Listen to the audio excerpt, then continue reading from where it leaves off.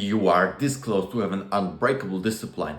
Let me tell you about the most important discovery from a neuroscience according to Andrew Huberman. To me, this is one of the most important discoveries that neuroscience has ever made, because it's that I don't want to do something, but do it anyway. That's right. This is a full scientific guide, all research you can find in description. Please focus on this video, watch it on full screen because it's gonna change your perspective to discipline. So there is a part of the brain which is called anterior mid-cingulate cortex, and it happens to be one of the most important source of discipline which we have as a mankind. The mechanism how this part of brain works is truly amazing, because it can grow when we do something what we literally don't want to do and what is hard for us and what we need to discipline ourselves to do. However, it shrinks whenever we do something which is like pleasurable for us, we like to do this, we get some cheap dopamine from this. So the only way to build up this part of your brain, to make it bigger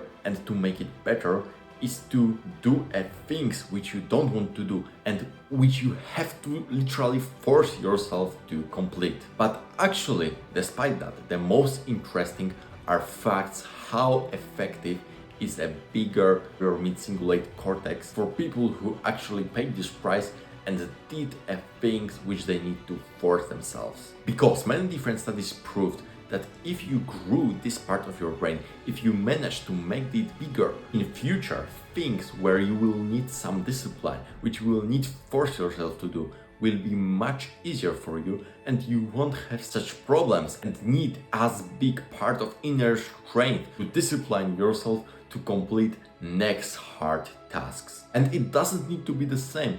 If you, for example, was an athlete and now you want to go into science or into business, it is also proven that it works for any part of the life. Scientists discovered that this part of the brain is the biggest for athletes, people who regularly do sports, but also for people who claim that they overcome a massive challenge in their lives. And what shouldn't be a surprise for you, it's especially small and smaller than for the rest of population, for people who are overweight and don't do sports. But the way to ease your discipline is just one of the few benefits of doing hard things when you don't want this.